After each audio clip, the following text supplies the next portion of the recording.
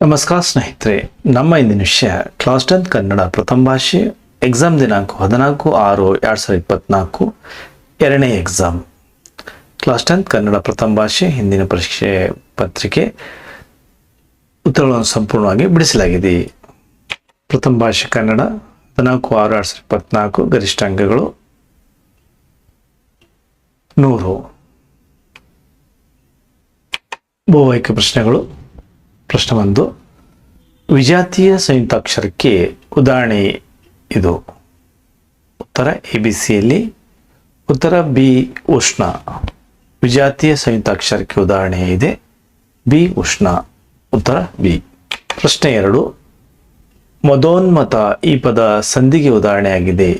ABCDಯಲ್ಲಿ D ಗುಣಸಂಧಿ. ಉತ್ತರ D ಗುಣಸಂಧಿ.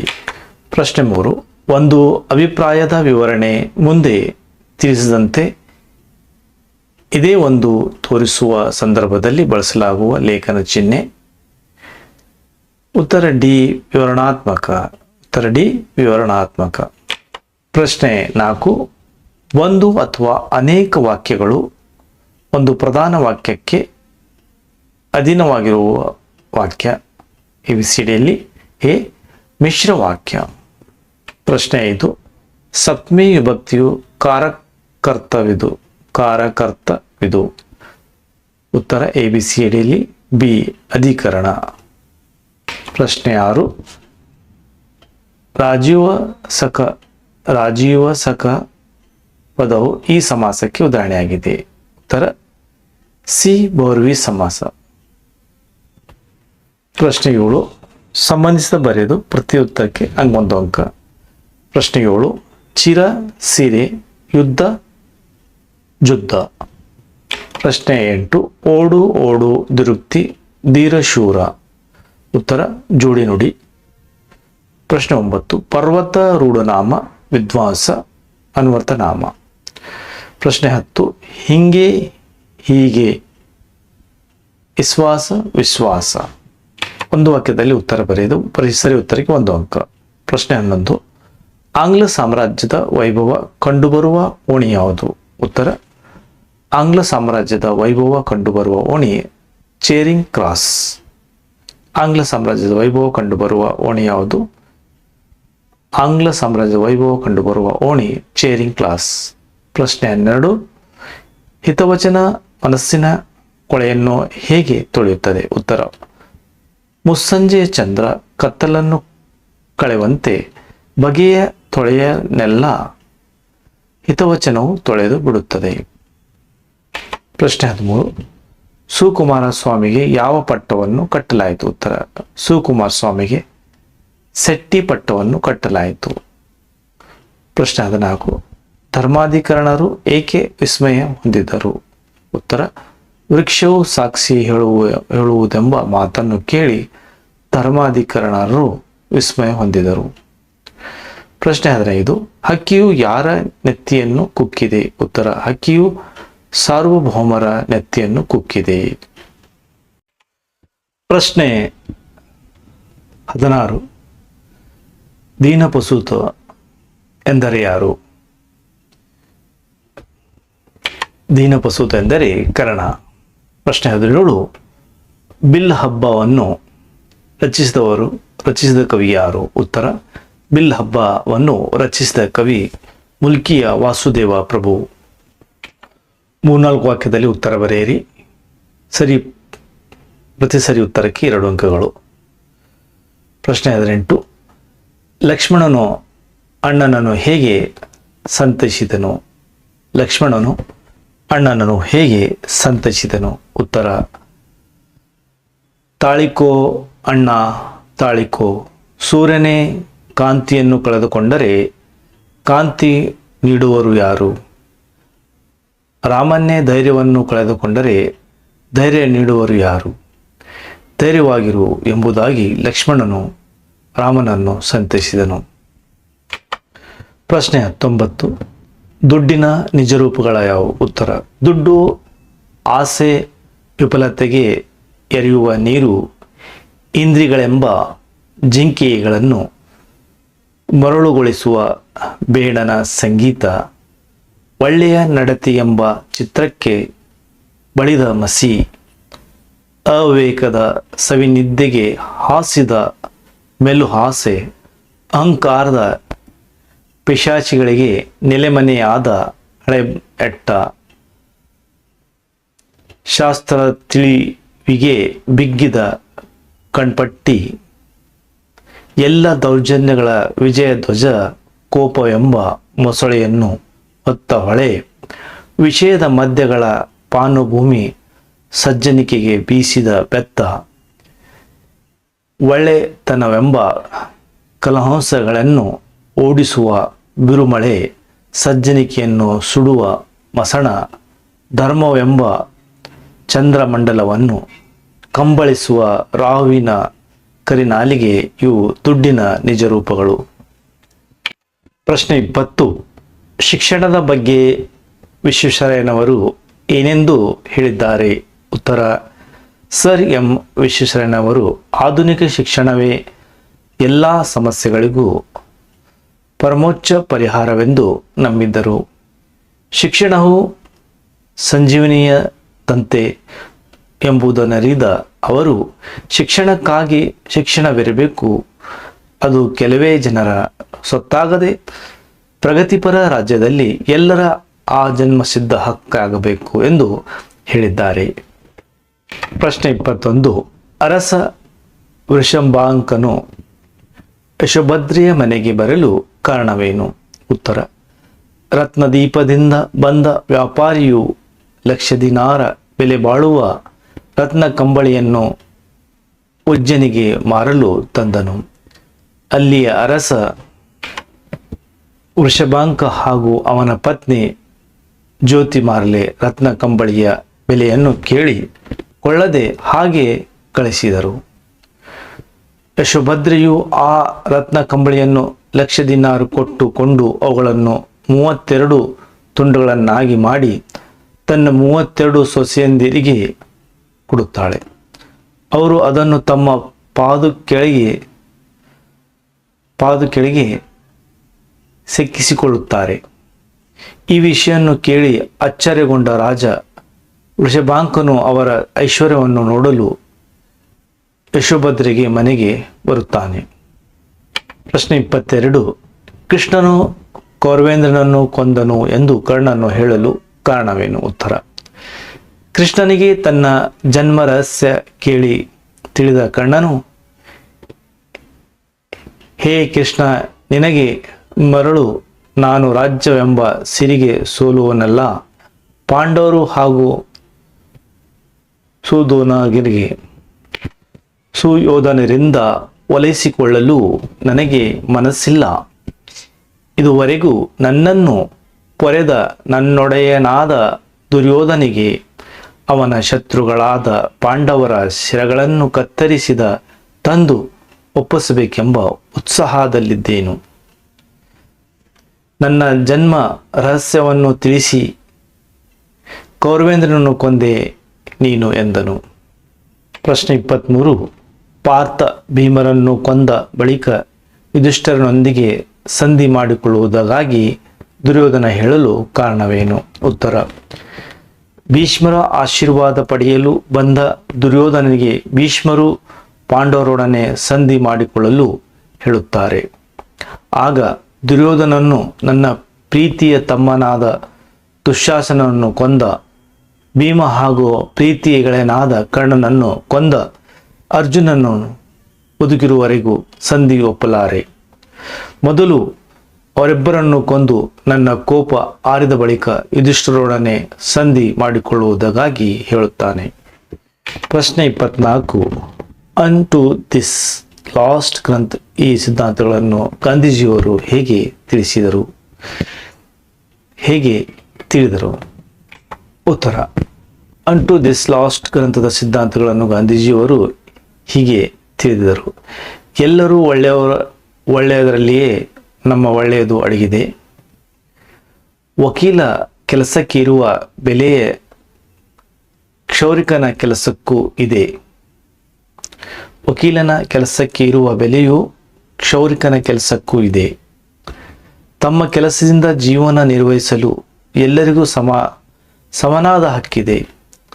ಶ್ರಮಜೀವಿಯ ಜೀವನ ಉಳುವನ ಅಥವಾ ಕೈಕಸುಬುಗಾರನ ಜೀವನವೇ ಯೋಗ್ಯ ಜೀವನ. ಶ್ರಮಜೀವಿಯ ಜೀವನ ಉಳುವನ ಅಥವಾ ಕೈಕಸುಬುಗಾರನ ಜೀವನವೇ ಯೋಗ್ಯ ಜೀವನ. ಪ್ರಶ್ನೆ 25. ಭಗತ್ ಸಿಂಗ್ ಜಲಿಯನ್ ವಾಲಾಬಾಗ್ ಮಾರಣ ಹೋಮದಿಂದ ತೆಗೆದುಕೊಂಡ ನಿರ್ಧಾರವೇನು? ಉತ್ತರ: ಜಲಿಯನ್ ವಾಲಾಬಾಗ್ ಮಾರಣ ಹೋಮ ಭಗತ್ ಸಿಂಗ್ ಮನಸ್ಸಿನಲ್ಲಿ ಅಚ್ಚಳಿಯದ ಪ್ರಭಾವವನ್ನು ಬೀರಿತು. ಒಂದಲ್ಲ ಒಂದು ದಿನ ಈ ದಮನಕಾರಿ ಪ್ರಭುತ್ವವನ್ನು ಧ್ವಂಸ ಮಾಡಲು ಏನನ್ನಾದರೂ ಮಾಡಿಯೇ ತೀರುತ್ತೇನೆಂದು, ಆಗ ಕ್ರೂರ ಬ್ರಿಟಿಷ್ ಆಳ್ವಿಕೆ ಅಂತ್ಯವಾಗುತ್ತದೆಂದೇ ಎಂದು ತಿಳಿದಿದ್ದ ಭಗತ್ ಸಿಂಗ್ ಮುಂದೆ ಕ್ರಾಂತಿಕಾರಿಗಳ ಸಹಕಾರದಿಂದ ಮಾತೃಭೂಮಿಯನ್ನು ಗುಲಾಮಗಿರಿಯ ಸಂಕೋಲೆಯಿಂದ ಬಿಡಿಸಲು ಸ್ವಾತಂತ್ರ್ಯ ಹೋರಾಟದ ಪಥದಲ್ಲಿ ಮುನ್ನಡೆಯುವ ನಿರ್ಧಾರವನ್ನು ತೆಗೆದುಕೊಂಡನು. ಪ್ರಶ್ನೆ 26. ವಸಂತ ಮುಖ ತೋರಲಿಲ್ಲ ಕವನದಲ್ಲಿ ಪ್ರಕೃತಿಯ ಸಂಭ್ರಮ ಹೇಗೆ ವ್ಯಕ್ತವಾಗಿದೆ? ಉತ್ತರ: ವಸಂತ ಪ್ರಮುಖ ತೋರಲಿಲ್ಲ ಕವನದಲ್ಲಿ ಒಡೆಯನ ಅಂಗಳದಲ್ಲಿ ಮಾವಿನ ಮರಗಳು ಮೈತುಂಬಿ ನಿಂತಿವೆ, ಹಕ್ಕಿಗಳು ರೆಕ್ಕೆ ಬಿಚ್ಚಿ ಹಾರುತ್ತಿವೆ, ಕೋಗಿಲೆಗಳು ಮನದುಂಬಿ ಸುಶ್ರಾವ್ಯವಾಗಿ ಹಾಡುತ್ತಿದೆ. ಇಳಿಗೆಗೆ ಕಡಲುಕ್ಕಿ ಹರಿಯುವ ಸಂಭ್ರಮ. ಹೀಗೆ ಪ್ರಕೃತಿಯ ಸಂಭ್ರಮವನ್ನು ವರ್ಣಿಸಲಾಗಿದೆ. ಪ್ರಶ್ನೆ 27. ಮಲೆನಾಡಿನಲ್ಲಿ ದೀಪದ ಬತ್ತಿ ಸಮಸ್ಯೆಯನ್ನು ಹೇಗೆ ಪರಿಹರಿಸಿಕೊಳ್ಳಲಾಯಿತು? ಉತ್ತರ: ಮಲೆನಾಡಿನ ಹಾಡುಗಳಲ್ಲಿ ಬೂದು ಬಣ್ಣದ ತೊಡಕಲು ಕುಡಿಯನ್ನು ಸಂಗ್ರಹಿಸಿ ಒಣಗಿಸಿ ಡಬ್ಬದಲ್ಲಿ ಶೇಖರಿಸಿಕೊಂಡಿದ್ದರು. ಇದನ್ನು ಎಣ್ಣೆಯಲ್ಲಿ ಅದ್ದಿ ನಿತ್ಯವೂ ಆರತಿಗೆ ಬಳಸುತ್ತಿದ್ದರು.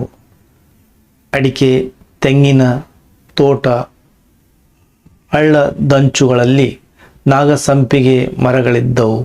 ಅವುಗಳ ಬೀಜ ಸಂಗ್ರಹಿಸಿ ದೀಪಕ್ಕೆ ಬಳಸುತ್ತಿದ್ದರು. ಇದರ ಹಸಿ ಬೀಜಗಳಲ್ಲಿ ಎಣ್ಣೆಯ ಅಂಶ ಜಾಸ್ತಿ ಇರುವುದರಿಂದ ಚೆನ್ನಾಗಿ ಉರಿಯುತ್ತದೆ. ದೀಪಾವಳಿ, ಕಾರ್ತಿಕ ಮಾಸದಲ್ಲಿ ನಾಗಸಂಪಿಗೆ ಬೀಜಗಳನ್ನು ಕುಟ್ಟಿ ಚಿಕ್ಕ ಚಿಕ್ಕ ಉಂಡೆಗಳನ್ನು ಕಟ್ಟಿ ಉರಿಸಲಾಗುತ್ತಿತ್ತು. ಅಲ್ಲದೆ ಅಡಿಕೆ ತೋಟಗಳ ಅಂಚಿನಲ್ಲಿ ಜವಾರಿ ಹತ್ತಿಯನ್ನು ದೀಪಕ್ಕೆ ಬಳಸುವ ಪರಿಪಾಠವಿತ್ತು. ಕವಿಗಳ ಸಾಹಿತ್ಯ ಜನ್ಮ ಕಾಲಕೃತಿಗಳ ವ್ಯಾಖ್ಯಾರೂಪದಲ್ಲಿ ಬರೆಯಿರಿ. ಪ್ರಶ್ನೆ 28. ಡಿ.ಎಸ್. ಜಯಪ್ಪಗೌಡ ಕವಿಗಳ ಪರಿಚಯ. ಉತ್ತರ: ಡಿ.ಎಸ್. ಜಯಪ್ಪಗೌಡರು ಚಿಕ್ಕಮಗಳೂರು ಜಿಲ್ಲೆಯ ಮೂಡಿಗೆರೆ ತಾಲೂಕಿನ ದಾರದಹಳ್ಳಿ 1947ರಲ್ಲಿ ಜನಿಸಿದರು.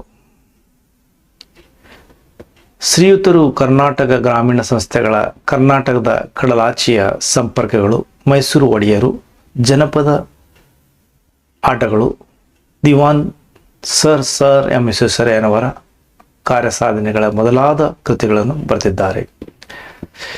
ಇವರ ಕರ್ನಾಟಕದ ಕಡಲಾಚೆಯ ಸಂಪರ್ಕಗಳು ಕೃತಿ ಕರ್ನಾಟಕ ಸಾಹಿತ್ಯ ಅಕಾಡೆಮಿ ಪ್ರಶಸ್ತಿ ಲಭಿಸಿದೆ. ಧಾರವಾಡ ಕರ್ನಾಟಕ ಸಂಘದ ಸಂಶೋಧನಾ ಬಹುಮಾನಕ್ಕೆ ಭಾಜನರಾಗಿದ್ದಾರೆ. 29. ಕುಮಾರವ್ಯಾಸನೆಂದೇ ಪ್ರಸಿದ್ಧನಾಗಿರುವ ಗದುಗಿನ ನಾರಣಪ್ಪ ಗದಗ್ ಪ್ರಾಂತದ ಕೋಳಿವಾಡದಲ್ಲಿ ಕೃಷಿಕ 1430ರಲ್ಲಿ ಜನಿಸಿದನು. ಕನ್ನಡ ಭಾರತ, ಗದುಗಿನ ಭಾರತ, ಕುಮಾರವ್ಯಾಸ್ ಭಾರತ ಎಂಬ ಹೆಸರನ್ನು ಹೊಂದಿರುವ ಭಾರತ ಕಥಾಮಂಜರಿ ಎಂಬ ಕಾವ್ಯವನ್ನು ಬರೆದಿದ್ದಾನೆ. ಐರಾವತ ಎಂಬ ಕೃತಿಯನ್ನು ಬರೆದಿದ್ದಾನೆ ಎಂದು ತಿಳಿದು ಬಂದಿದೆ. ಈತನಿಗೆ ರೂಪ ಸಾಮ್ರಾಜ್ಯ ಚಕ್ರವರ್ತಿ ಎಂಬ ಬಿರುದು ಇದೆ. ಛಂದಸ್ಸು ಹೆಸರಿಸಿ. ಪ್ರಶ್ನೆ 30. ಅಂಬುಜಾನನು ಕೇಳು ತಾಂಡವ ನೆಂಬ ಮುನಿ ತೃಪ್ತಿ ಮಾತೃ ಸೇವಾ, ಇಲ್ಲಿ ಲಘುಗುರುಗಳು ಹಾಕಲಾಗಿದೆ. ಛಂದಸ್ಸು ಇದು ಮಾತ್ರ ಗಣಾಧಾರಿತ ಭಾಮಿನಿ ಷಟ್ಪದಿಯ ಲಕ್ಷ್ಯವಾಗಿದೆ. ಅಲಂಕಾರ ಹೆಸರಿಸಿ ಲಕ್ಷಣ ಬರೆದು ಸಮನ್ವಯ ಮಾಡುವುದು. ಪ್ರಶ್ನೆ 31. ಮಾರಿ ಗೌತಣವಾಯಿತು ನಾಳಿನ ಭಾರತವು. ಮಾರಿ ಗೌತಣವಾಯಿತು ನಾಳಿನ ಭಾರತವು. ಅಲಂಕಾರದ ಹೆಸರು ರೂಪಾಲಂಕಾರ. ಲಕ್ಷಣ ಅತಿ ಸಾಮ್ಯದಿಂದಾಗಿ ಉಪಮೇಯ ಉಪಮಾನಗಳಲ್ಲಿ ಅಭೇದವನ್ನು ಹೇಳಿ ವರ್ಣಿಸುವುದು ರೂಪಾಲಂಕಾರ ಎನಿಸುತ್ತದೆ. ಸಮನ್ವಯ. ಉಪಮೇಯ ನಾಳಿನ ಭಾರತವು ಯುದ್ಧ. ಉಪಮಾನ ಮಾರಿ ಗೌತಣ. ಇಲ್ಲಿ ಉಪಮೇಯಾದ ನಾಳಿನ ಭಾರತ ಹಾಗೂ ಉಪಮಾನವಾದ ಮಾರಿ ಗೌತಣ ಇವೆರಡರ ನಡುವೆ ಅಭೇದವನ್ನು ಹೇಳಿರುವುದರಿಂದ ಇದು ರೂಪಾಲಂಕಾರ ಲಕ್ಷಣವಾಗಿದೆ. ಗಾದೆಯನ್ನು ವಿಸ್ತರಿಸಿ ಬರೆಯಿರಿ. 32. ಕೂಡಿ ಬಾಳಿದರೆ ಸ್ವರ್ಗ ಅಥವಾ ಬೆಳಗಿರುವುದೆಲ್ಲ ಹಾಲಲ್ಲ. ಗಾದೆಯ ಮಾತುಗಳಿಗೆ ಇನ್ನೊಂದು ವಿಡಿಯೋಗಳು ಮಾಡಲಾಗಿದೆ. ಸಂದರ್ಭ ಸ್ವಾರಸ್ಯದೊಂದಿಗೆ ಬರೆಯಿರಿ. ಪ್ರಶ್ನೆ 33. ಬೆಳಕಿಗೋಲಿಯದವರ ಉರಿಯುವ ಬತ್ತಿ ಕರುಕ ಕಾಣರು. ಬೆಳಕಿಗೋಲಿಯದವರ ಉರಿಯು ಬತ್ತಿಯು ಕರುಕ ಕಾಣರು. ಉತ್ತರ ಆಯ್ಕೆ. ಪ್ರಸ್ತುತ ವಾಕ್ಯವನ್ನು ಪೂತಿ ನರಸಿಂಹಾಚಾರ್ ಅವರು ರಚಿಸಿರುವ ಶಬರಿ ಗೀತನಾಟಕದಿಂದ ಆಯ್ದ ಶಬರಿ ಎಂಬ ಗದ್ಯಪಾಠದಿಂದ ಆರಿಸಿಕೊಳ್ಳಲಾಗಿದೆ. ಸಂದರ್ಭ. ಹಲವು ದಿನಗಳ ಬೈಕಿಯಂತೆ ರಾಮನ ದರ್ಶನದಿಂದ ಸಂತೃಪ್ತಳಾದ ಶಬರಿ ಮುಕ್ತಿಗಾಗಿ ರಾಮನ ಅನುಮತಿ ಪಡೆದು ವೇದಿಯಲ್ಲಿರುವ ಅಗ್ನಿಯನ್ನು ಪ್ರದಕ್ಷಿಣೆ ಹಾಕಿ ಪ್ರವೇಶಿಸುತ್ತಾಳೆ. ಆಗ ಲಕ್ಷ್ಮಣನಿಗೆ ರಾಮನು ಹೆಣ್ಣಿನ ರೀತಿಯನ್ನು ಅರಿಯದೆ ಒಂದು ಸೂಜಿಗೆ ಎಂಥ ನಿಷ್ಠೆ, ಎಂಥ ಪ್ರೀತಿ, ಈ ಜಗತ್ತು ಈಕೆಯನ್ನು ಮರೆಯಲು ಸಾಧ್ಯವಿಲ್ಲನ್ನುತ್ತಾನೆ. ಆಗ ಲಕ್ಷ್ಮಣ ಯಾರು ಏನು ಎಂದೆಂದೆ ಮಗುವಿನಂತೆ ಒಲಿದಳು, ನಮ್ಮನ್ನು ನುಡುತ್ತಲೇ ನಲಿದಳು, ತನ್ನನ್ನು ತಾನು ಮರೆತಳು ಎಂದು ಹೇಳುತ್ತಾನೆ. ಆ ಸಂದರ್ಭದಲ್ಲಿ ರಾಮನು ಶಬರಿಯನ್ನು ಕುರಿತು ಲಕ್ಷ್ಮಣನಿಗೆ ಈ ಮೇಲಿನ ಮಾತನ್ನು ಹೇಳುತ್ತಾನೆ. ಸಂದರ್ಭದ ಸಾರಾಂಶ. ಶಬರಿಯ ತ್ಯಾಗ, ಪ್ರೀತಿ, ಸಮರ್ಪಣಾ ಭಾವ, ಭಗವದ ಭಕ್ತಿ, ನಂಬಿಕೆ ಮೊದಲಾದ ಇಲ್ಲಿ ಧ್ವನಿತಗೊಂಡಿದೆ. ಅಂತೆ ಶಬರಿಯ ರಾಮದರ್ಶನಕ್ಕಾಗಿ ಹಲವು ವರ್ಷಗಳಿಂದ ಪರಿತಪಿ ಅಂತಿಮವಾಗಿ ರಾಮನ ದರ್ಶನ ಪಡೆದು ಆ ದಿನದ ಸಂತಸದಲ್ಲಿ ಆಕೆಯ ಹಿಂದಿನ ಕಷ್ಟಗಳು, ಕನವರಿಕೆಗಳ ಗೌಣವಾಗಿರುವುದು ಹಾಗೂ ಶಬರಿಯ ರಾಮಭಕ್ತಿ ಶ್ರೇಷ್ಠತೆಯಲ್ಲಿ ಇಲ್ಲಿ ಸ್ವಾರಸ್ಯಪೂರ್ಣವಾಗಿ ವ್ಯಕ್ತಗೊಂಡಿದೆ. ಪ್ರಶ್ನೆ 34. ಮನೆ ಹಿಡಿದು ಇರುವ ತರುಣನ ಬುದ್ಧಿ ಮನೆಯ ಮಟ್ಟದೆ. ಮನೆ ಹಿಡಿದು ಇರುವ ತರುಣನ ಬುದ್ಧಿ ಮನೆ ಮಟ್ಟದೆ. ಉತ್ತರ ಆಯ್ಕೆ. ಪ್ರಸ್ತುತ ವಾಕ್ಯವನ್ನು ವಿನಾಯಕ ಕೃಷ್ಣ ಗೋಕಾಕರು ರಚಿಸಿರುವ ಸಮುದ್ರಾಚೆಯಿಂದ ಎಂಬ ಪ್ರವಾಸ ಕಥನದಿಂದ ಲಂಡನ್ ನಗರ ಎಂಬ ಗದ್ಯಪಾಠದಿಂದ ಆರಿಸಿಕೊಳ್ಳಲಾಗಿದೆ. ಸಂದರ್ಭ. ಲಂಡನ್ ನಗರವನ್ನು ನೋಡಿದ ಲೇಖಕರು ಅದರ ವರ್ಣನೆಯನ್ನು ಅದ್ಭುತವಾಗಿ ಮಾಡಿದ್ದಾರೆ. ಕೊನೆಯಲ್ಲಿ ಪ್ರವಾಸದಿಂದ ತನ್ನ ಮನಸ್ಸನ್ನು ಎಷ್ಟೊಂದು ವಿಕಾಸ ಹೊಂದಿದೆ, ತನ್ನ ದೃಷ್ಟಿ ಎಷ್ಟೊಂದು ವಿಶಾಲವಾಗಿದೆ, ನನ್ನ ಸಂಸ್ಕೃತಿಯು ಎಂಥ ಒರೆಗೋಲಿನ ಮೇಲೆ ನಿಂತಿದೆ ಎಂದು ಬರೆಯುವ ಸಂದರ್ಭದಲ್ಲಿ ಅವರು ಬೇಕನ್ ಕವಿ ಪ್ರವಾಸವು ಶಿಕ್ಷಣದ ಒಂದು ಭಾಗವಾಗಿದೆ ಎಂಬ ಮಾತು ಹಾಗೂ ಶೇಕ್ಸ್ಪಿಯರ್ ಎಂಬ ಕವಿ ಮಾತುಗಳನ್ನು ನೆನಪಿಸಿಕೊಳ್ಳುವಾಗ ಈ ಮೇಲಿನ ಮಾತು ಬಂದಿದೆ. ಇಲ್ಲಿ ಸಂದರ್ಭದ ಸಾರಾಂಶವನ್ನು ಹೇಳೋಣ. ಸಾರಾಂಶ. ದೇಶ ಸುತ್ತಿ ನೋಡು, ಕೋಶ ಓದಿ ನೋಡು ಎಂಬ ಮಾತಿನಂತೆ ಪ್ರವಾಸದಿಂದ ವ್ಯಕ್ತಿ ಮನಸ್ಸು, ವ್ಯಕ್ತಿತ್ವ ವಿಕಾಸವಾಗುವುದಲ್ಲದೆ ಆಲೋಚಿಸುವ ದೃಷ್ಟಿಕೋನದಲ್ಲಿ ಸಾಕಷ್ಟು ಬದಲಾಗುತ್ತದೆ. ವಿಶಾಲ ಚಿಂತನೆಯನ್ನು ರೂಢಿಸಿಕೊಳ್ಳುತ್ತಾನೆ. ದೇಶ ಸುತ್ತದಿದ್ದರೆ ವ್ಯಕ್ತಿ ಮನಸ್ಸು ಸಂಕುಚಿತವಾಗುತ್ತದೆ. ಆತ ವಿಶಾಲವಾಗಿ ಚಿಂತಿಸಲಾರ ಹಾಗೂ ಬೆಳೆಯಲಾರ ಎಂಬುದು ಇಲ್ಲಿ ಸ್ವಾರಸ್ಯಪೂರ್ಣವಾಗಿ ವ್ಯಕ್ತಗೊಂಡಿದೆ. ಪ್ರಶ್ನೆ 35.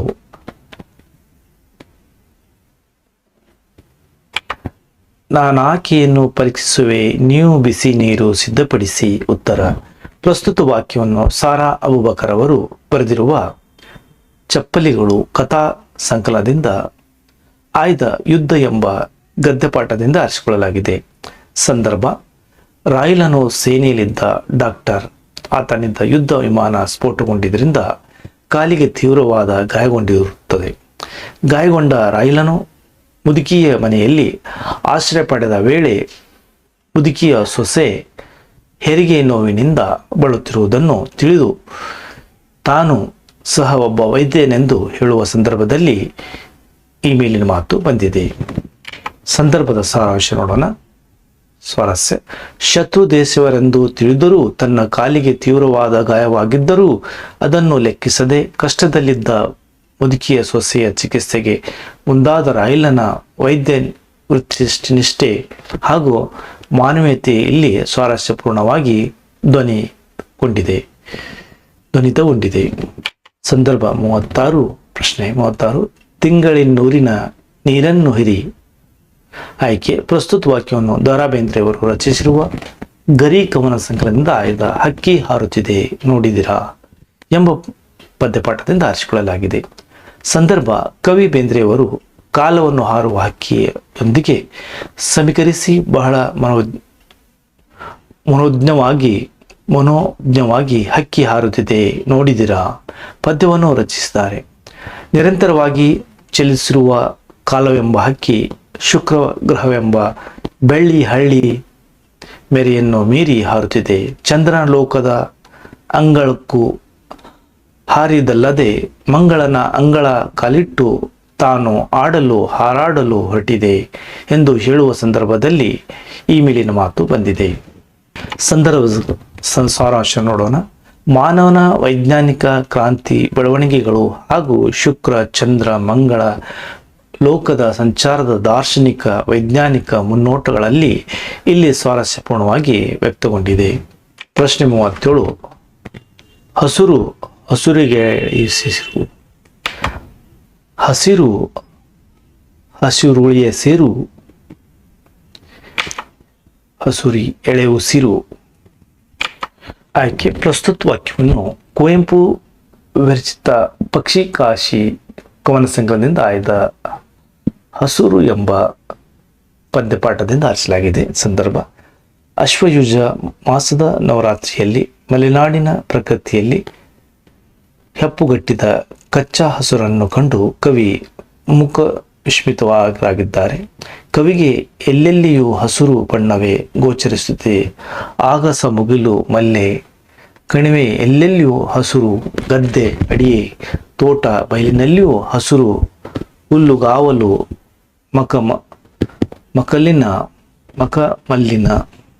ಮಕಮಲ್ಲಿನ ಜಮಖಾನೆ ಹರಡಿದಂತೆ ಕವಿಗೆ ಕಂಡಿದೆ.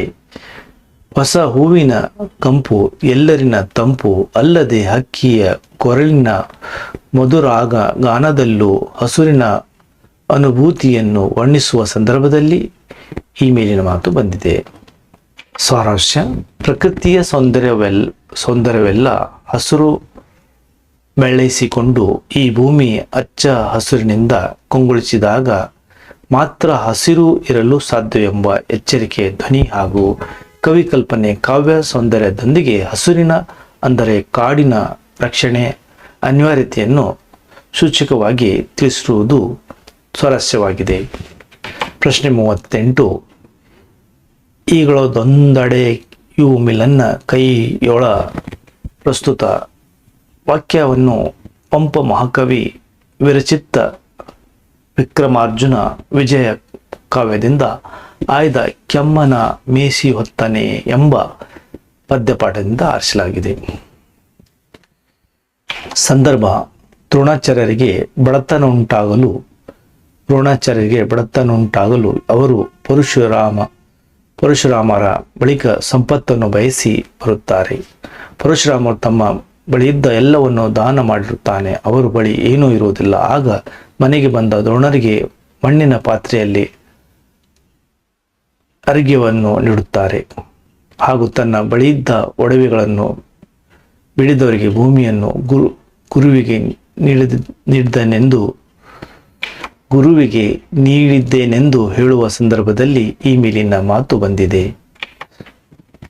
ಸ್ವಾರಸ್ಯ: ಅತಿಥಿ ದೇವೋಭವ ಎಂಬ ಮಾತಿನಂತೆ ದ್ರವ್ಯಾರ್ಥಿಯಾಗಿ ಬಂದ ದ್ರೋಣರನ್ನು ಸತ್ಕರಿಸಲು ಹೊರಟಿರುವ ಪರಶುರಾಮರ ಮನೋಭಾವ ಹಾಗೂ ದಾನ ಮಾಡಲು ಮನೆಯಲ್ಲಿ ಒಂದು ಅಡಿಕೆಯನ್ನೂ ಇಲ್ಲದ ಪರಿಸ್ಥಿತಿಯಲ್ಲಿ ದ್ರೋಣರಿಗೆ ದಾನ ಮಾಡಲಾಗದೆಂಬ ಅಸಹಾಯಕತೆ ಇಲ್ಲಿ ಸ್ವಾರಸ್ಯಪೂರ್ಣವಾಗಿ ವ್ಯಕ್ತಗೊಂಡಿದೆ. ಪದ್ಯವನ್ನು ಪೂರ್ಣಗೊಳಿಸುವುದು ಒಂದನೇದು. ಎರಡನೇದು ಪದ್ಯವನ್ನು ಪೂರ್ಣಗೊಳ್ಳಾಗಿದೆ. ಕೊಡಲಿ ಕೊರೆ ಕೂಡ ಕಬ್ಬಿಣ ಮೊಸರು ಬೆಣ್ಣೆ ಹಾಲ. ಪದ್ಯವನ್ನು ಪೂರ್ಣಗೊಳ್ಳಲಾಗಿ ಅಥವಾ ಪದ್ಯ ಸಿಕ್ಕದು ತಗೊಂಡು ಸರದ ನಿಂತರೂ ಊರಿಗೆ ಕೊಳ್ಳಿ ಬಿಟ್ಟ ಸ್ಥಳವನ್ನು ತುಂಬಲಾಗಿದೆ. ಪದ್ಯವನ್ನು ಓದಿ ಅರ್ಥ ಮಾಡಿಕೊಂಡು ಸಾರಾಂಶವನ್ನು ಬರೆಯಿರಿ. ಪದ್ಯ: ಮತಗಳೆಲ್ಲವೂ ಪಥಗಳು ಎನ್ನುವ ಹೊಸ ಎಚ್ಚರದೊಳು ಬದುಕೋಣ, ಭಯ ಸಂಶಯದೊಳು ಕಂದಿದ ಕಣ್ಣೊಳು ನಾಳಿನ ಕನಸನ ಬಿತ್ತೋಣ. ಪ್ರಸ್ತುತ ಪದ್ಯಭಾಗವನ್ನು ರಾಷ್ಟ್ರಕವಿ GS ಶಿವರುದ್ರಪ್ಪ ಅವರು ರಚಿಸಿರುವ ಸಂಕಲ್ಪ ಗೀತೆ ಎಂಬ ಪದ್ಯ ಪಾಠದಿಂದ ಆರಿಸಲಾಗಿದೆ. ಜಗತ್ತಿನಲ್ಲಿ ಅನೇಕ ಜಾತಿ, ಮತ, ಪಂಥಗಳು, ಸಂಸ್ಕೃತಿ, ಆಚರಣೆಗಳು ಅಸ್ತಿತ್ವದಲ್ಲಿವೆ. ಅಷ್ಟು ವೈವಿಧ್ಯತೆ ಇದ್ದರೂ ಏಕತೆಯಿಂದ ಬದುಕುವ ಅಗತ್ಯವಿದೆ. ಮನುಷ್ಯ ಧರ್ಮ ಒಂದೇ ಎಂಬ ಅರಿವು ಎಲ್ಲರಲ್ಲಿಯೂ ಮೂಡಬೇಕಾಗಿದೆ. ಅನೇಕ ಮತಗಳಿದ್ದರೂ ಕೂಡ ಅವೆಲ್ಲವೂ ಹೇಳುವುದು ಮೋಕ್ಷ ಅಥವಾ ಮುಕ್ತಿಯ ಮಾರ್ಗವನ್ನೇ. ಎಲ್ಲ ಮತಗಳು ನಮ್ಮ ಆತ್ಮೋನ್ನತಿಗೆ ಹಾಗೂ ಬದುಕನ್ನು ಭವಿಷ್ಯವನ್ನು ಉತ್ತಮಗೊಳಿಸಲು ತೋರುವ ಸನ್ಮಾರ್ಗವೆಂದು ಭಾವಿಸಬೇಕು.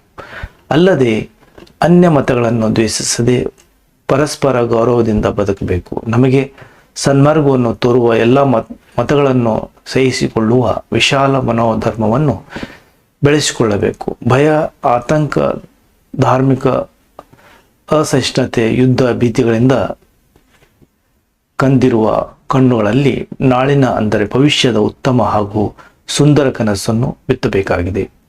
ಯುವಕರು ದೃಢ ಸಂಕಲ್ಪ, ಧನಾತ್ಮಕ ಚಿಂತನೆ ಹಾಗೂ ವಿಶಾಲ ಮನೋಭಾವನೆಯನ್ನು ಬೆಳೆಸಿಕೊಳ್ಳಬೇಕು. ಜಾತಿ, ಮತ, ಪಂಥಗಳೆಂಬ ಸಂಕುಚಿತ ಭಾವನೆಗಳ ಆಚೆ ಬಂದು ವಿಶಾಲ ಮನೋಭಾವ ಬೆಳೆಸಿಕೊಂಡು ಉತ್ತಮ ಭವಿಷ್ಯವನ್ನು ರೂಪಿಸಿಕೊಳ್ಳುವುದಲ್ಲದೆ ಸುಂದರ ಹಾಗೂ ಸ್ವಾಸ್ಥ್ಯ ಸಮಾಜವನ್ನು ನಿರ್ಮಿಸಬೇಕೆಂಬ ಸದಾಶಯ ಈ ಪದ್ಯದಲ್ಲಿ ವ್ಯಕ್ತಗೊಂಡಿರುವ ಮೌಲಿಕ ಅಂಶವಾಗಿದೆ. 8-10 ಭಾಗದಲ್ಲಿ ಉತ್ತರಿಸಿರಿ. ಪ್ರಶ್ನೆ 61. ಧರ್ಮಬುದ್ಧಿ ಹಾಗೂ ದುಷ್ಟಬುದ್ಧಿ ಧರ್ಮಾಧಿಕರಣ ಬಳಿಕ ಬರಲು ಕಾರಣವನ್ನು ವಿವರಿಸಿ. ಉತ್ತರ: ದುಷ್ಟಬುದ್ಧಿ ಹಾಗೂ ಧರ್ಮಬುದ್ಧಿ ಎಂಬ ಇಬ್ಬರು ವರ್ತಕರು ವ್ಯಾಪಾರ ಮಾಡಿ ದೊಡ್ಡ ಮೊತ್ತದ ಸಂಪತ್ತನ್ನು ಸಂಪಾದಿಸಿಕೊಂಡು ಬಂದು ತಮ್ಮ ಊರಿನ ಹೊರವಲಯದಲ್ಲಿದ್ದ ಉದ್ಯಾನವನ್ನು ತಂಗುತ್ತಾರೆ. ಮಧ್ಯರಾತ್ರಿಯಲ್ಲಿ ಧರ್ಮಬುದ್ಧಿ ದುಷ್ಟಬುದ್ಧಿಯನ್ನು ಕುರಿತು ತಾವು ಸಂಪಾದಿಸಿದ ಸಂಪತ್ತನ್ನು ಸಮನಾಗಿ ಹಂಚಿಕೊಳ್ಳೋಣವೆಂದು ಹೇಳಿದಾಗ ದುಷ್ಟಬುದ್ಧಿ ಎಲ್ಲ ಸಂಪತ್ತನ್ನು ತಾನೇ ಹೊಂದಬೇಕೆಂಬ ಕೆಟ್ಟ ಆಸೆಯಿಂದ ನಾವು ಈ ಸಂಪತ್ತನ್ನು ಹಂಚಿಕೊಂಡು ಮನೆಯಲ್ಲಿಯೇ ಸ್ವಚ್ಛೆಯಿಂದ ಇರುವವರೆಲ್ಲ ಪುನಃ ವ್ಯಾಪಾರಕ್ಕೆ ಹೋಗಲೇಬೇಕು. ಆದ್ದರಿಂದ ನಮಗೆ ಅಗತ್ಯವಿರುವಷ್ಟು ಹೊನ್ನು ತೆಗೆದುಕೊಂಡು ಉಳಿದೆಲ್ಲವನ್ನು ಮರದ ಬುಡದಲ್ಲಿಯೇ ಅಡಗಿಸಿಕೊಂಡು ಹೋಗೋಣವೆಂದು ಹೇಳುತ್ತಾನೆ. ಶುದ್ಧ ಮನಸ್ಸಿನ ಧರ್ಮಬುದ್ಧಿಗೆ ದುಷ್ಟಬುದ್ಧಿಯ ಕೆಟ್ಟ ಆಲೋಚನೆ ತಿಳಿಯುವುದಿಲ್ಲ. ಆತ ಸ್ನೇಹಿತನನ್ನು ನಂಬುತ್ತಾನೆ. ಅದರಂತೆ ಅವರಿಬ್ಬರು ಸಂಪತ್ತನ್ನು ಅಲ್ಲಿಯೇ ಹೊತ್ತಿಟ್ಟು ತಮ್ಮ ತಮ್ಮ ಮನೆಗೆ ತೆರಳುತ್ತಾರೆ. ದುಷ್ಟಬುದ್ಧಿಯು ಧರ್ಮಬುದ್ಧಿಗೆ ತಿಳಿಯದಂತೆ ತಾವು ಮುಚ್ಚಿಟ್ಟಿದ್ದ ಸಂಪತ್ತನ್ನು ತಾನೇ ಕದ್ದು ಮನೆಗೆ ತರುತ್ತಾನೆ. ಅಲ್ಲದೆ ತಾನೇ ಧರ್ಮಬುದ್ಧಿಯ ಮನೆಗೆ ಬಂದು ಖರ್ಚಿಗೆ ಸ್ವಲ್ಪ ಹೊನ್ನು ಬೇಕು, ತೆಗೆದುಕೊಳ್ಳೋಣ ಎಂದು ಹೇಳಿ ಧರ್ಮಬುದ್ಧಿಯನ್ನು ಕರೆದುಕೊಂಡು ಹೋಗುತ್ತಾನೆ. ತಾವು ಅಡಗಿಸಿಟ್ಟ ಸ್ಥಳದಲ್ಲಿ ಸಂಪತ್ತು ಕಾಣದೇ ಇದ್ದಾಗ ಇನ್ನು ತಾನು ಹೇಳದಿದ್ದರೆ ಕಳ್ಳತನ ಆರೋಪ ತನ್ನ ಮೇಲೆ ಬರುವುದೆಂದು ಕುಟಿಲ ಬುದ್ಧಿಯವನ ದುಷ್ಟಬುದ್ಧಿಯು ಕಳ್ಳನಿಗೆ ಸುಳ್ಳೇ ಬಲ ಎಂಬ ಮಾತಿನಂತೆ ನಾನು ಕೆಟ್ಟೆನೆಂದು ಬಾಯಿ ಪಟ್ಟೆಯನ್ನು ಬಡಿದುಕೊಳ್ಳುತ್ತಾ ಧರ್ಮಬುದ್ಧಿಯ ಮೇಲೆ ಮಣ್ಣನ್ನೆಲ್ಲ ನೀನೇ ಕದ್ದಿದ್ದೀಯಾ ಎಂಬ ಆರೋಪವನ್ನು ಹೊರಿಸುತ್ತಾನೆ. ಈ ಕಳ್ಳತನ ರಾಜ್ಯವನ್ನು ಬಗೆಹರಿಸಿಕೊಳ್ಳುವ ಸಲುವಾಗಿ ಧರ್ಮಬುದ್ಧಿ ಹಾಗೂ ದುಷ್ಟಬುದ್ಧಿಯರಿಬ್ಬರು ಧರ್ಮಾಧಿಕರಣ ಬಳಿಗೆ ಬರುತ್ತಾರೆ. ಪ್ರಶ್ನೆ 41 ಅಥವಾ ಪ್ರಶ್ನೆ, ಮಾಡಿದುಣ್ಣೋ ಮಾರ ಎಂಬ ಮಾತು ದುಷ್ಟ ಬುದ್ಧಿಗೆ ಹೇಗೆ ಅನ್ವಯಿಸುತ್ತೆ ಎಂಬುದನ್ನು ನಿಮ್ಮ ಮಾತುಗಳಲ್ಲಿ ಬರೆಯಿರಿ. ಸ್ನೇಹಿತನಾದ ಧರ್ಮಬುದ್ಧಿಗೆ ಮೋಸ ಮಾಡಿ ತಾವಿಬ್ಬರು ಒಟ್ಟಾಗಿ ಸಂಪಾದಿಸಿರುವ ಸಂಪತ್ತನ್ನು ಕದಿಯುವರಲ್ಲಿ ದುಷ್ಟಬುದ್ಧಿ ಯಶಸ್ವಿಯಾಗುತ್ತಾನೆ.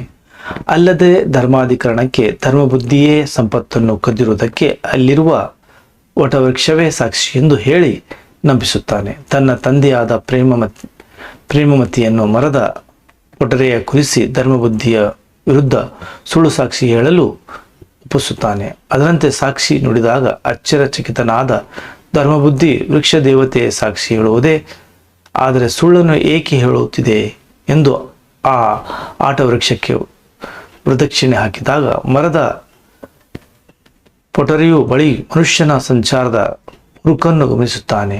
ನಂತರ ಧರ್ಮಾಧಿಕರಣ ಬಳಿಗೆ ಬಂದು ಸುಳ್ಳನ್ನು ಬಯಲು ಮಾಡಲು ಉಪಾಯ ಚತುರನಾದ ಧರ್ಮಬುದ್ಧಿಯು ಹೀಗೆ ಹೇಳುತ್ತಾನೆ,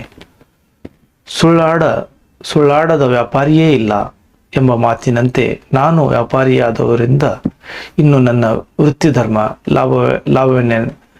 ಲಾಭವನ್ನೆಲ್ಲ ನಾನೇ ಹೊಂದಬೇಕೆಂದು ಧರ್ಮಬುದ್ಧಿ ಎಂಬ ಹೆಸರಿನ ನಾನು ಅಧರ್ಮಬುದ್ಧಿಯಾಗಿ ಅಡಗಿಸಿಟ್ಟ ಸಂಪತ್ತನ್ನು ಕದ್ದು ಮನೆಗೆ ತೆಗೆದುಕೊಂಡು ಹೋಗಬೇಕೆನ್ನುವಾಗ ಬೆಳಗಾಯಿತು. ಹಾಗಾಗಿ ಸಂಪತ್ತನ್ನು ಮನೆಗೆ ತೆಗೆದುಕೊಂಡು ಹೋಗದೆ ಆ ಮರದ ಪೊಟರೆಯಲ್ಲಿಯೇ ಅಡಗಿಸಿಟ್ಟೆ. ಮರುದಿನ ಬಂದು ನೋಡಿದಾಗ ಸಂಪತ್ತಿಗೆ ಸರ್ಪವೊಂದು ಸುತ್ತಿಕೊಂಡಿತು. ತೆಗೆದುಕೊಳ್ಳಲು ಭಯವಾಗಿ ಇಲ್ಲಿಯೇ ಬಿಟ್ಟಿದ್ದೇನೆ. ಈಗ ನಿಮ್ಮೆಲ್ಲರ ಮುಂದೆ ಪೊಟರ ಒಳಗೆ ಬೆಂಕಿ ಹಾಕಿ ಸರ್ಪವನ್ನು ಓಡಿಸಿ ನಾನು ಕದ್ದಿರುವ ಹೊನ್ನನ್ನು ನಿಮಗೆ ಒಪ್ಪಿಸುತ್ತೇನೆಂದು ಅಲ್ಲಿ ಇದ್ದ ಒಣಗಿದ ಹುಲ್ಲು ಕಡ್ಡಿಗಳನ್ನು ಪೊಟರೊಳಗೆ ತುಂಬಿಸಿ ಬೆಂಕಿ ಹಾಕುತ್ತಾನೆ.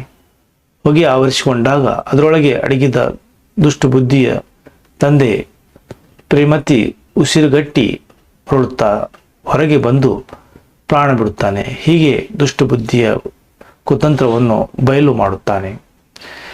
ಹೆಸರಿಗೆ ತಕ್ಕ ಹಾಗೆ ದುಷ್ಟಬುದ್ಧಿಯ ಕಳ್ಳತನ ಎಲ್ಲರಿಗೂ ತಿಳಿಯುತ್ತದೆ. ತನ್ನ ದುಷ್ಟತನದಿಂದ ತನ್ನ ತಂದೆಯನ್ನು ಕಳೆದುಕೊಂಡವದಲ್ಲದೆ ಧರ್ಮಾಧಿಕಾರರನ್ನು ನೀಡುವ ಶಿಕ್ಷೆಗೂ ಆತ ಗುರಿಯಾಗುತ್ತಾನೆ. ಹೀಗೆ ಮಾಡಿದುಣ್ಣೋ ಮಾರಾಯ ಎಂಬ ಮಾತು ದುಷ್ಟ ಬುದ್ಧಿಗೆ ಅನ್ವಯಿಸುತ್ತದೆ. ಪ್ರಶ್ನೆ 42, ಲವವನ್ನು ಯಜ್ಞಾಶ್ವವನ್ನು ಕಟ್ಟಲು ಕಾರಣವಾದ ಅಂಶಗಳನ್ನು ಸಂಗ್ರಹಿಸಿ ಬರೆಯಿರಿ. ರಾಮನ ಅಶ್ವಮೇಧ ಯಾಗದ ಕುದುರೆ ದೇಶಗಳಲ್ಲಿ ಸಂಚರಿಸುತ್ತಿದೆ.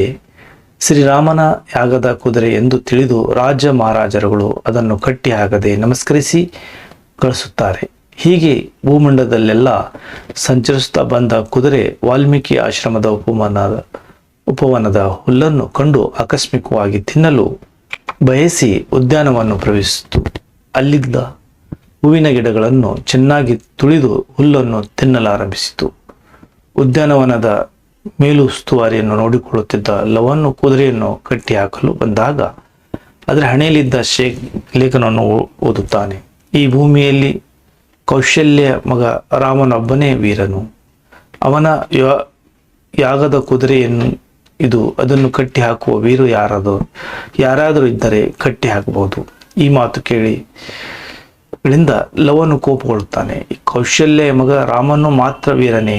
ಜಾನಕಿ ಮಗನಾದ ನಾನು ವೀರನಲ್ಲವೇ?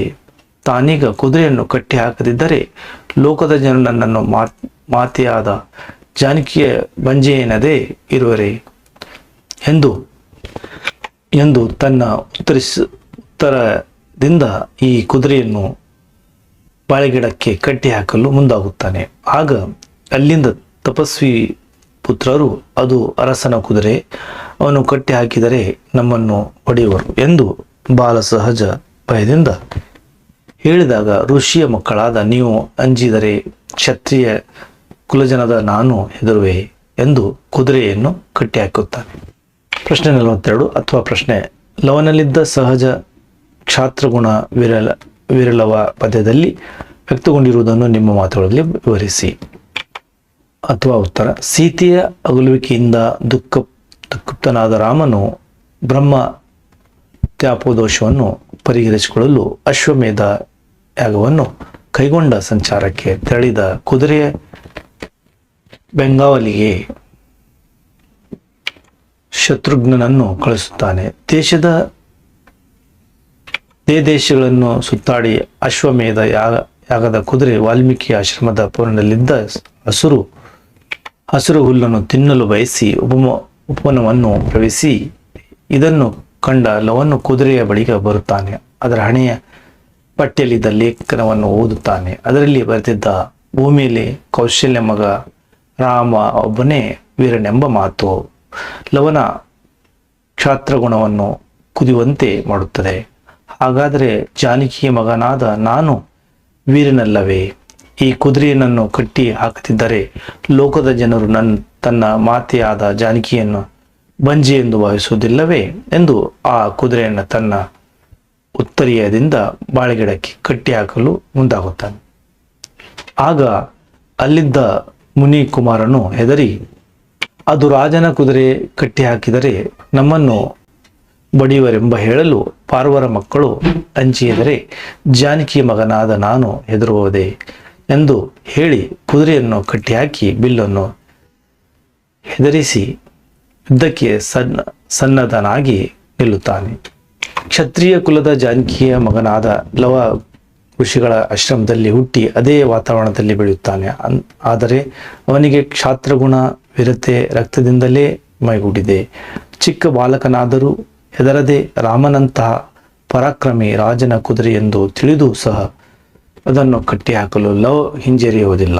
ನಾನು ಚಿಕ್ಕವನು ಅಸಮರ್ಥ ಎಂದು ಕೂರದೆ ದಿಟ್ಟತನದಿಂದ ಎದುರಿಸಬೇಕೆಂದು ಯೋಚಿಸಿರುವುದು ಆತನ ಬಾಲ್ಯ ಸಹಜ ಸಾಹಸ ಪ್ರವೃತ್ತಿ ಹಾಗೂ ಸಹಜ ಕ್ಷಾತ್ರಗುಣ ಮನೋಜ್ಞವಾಗಿ ಚಿತ್ರಿತವಾಗಿದೆ.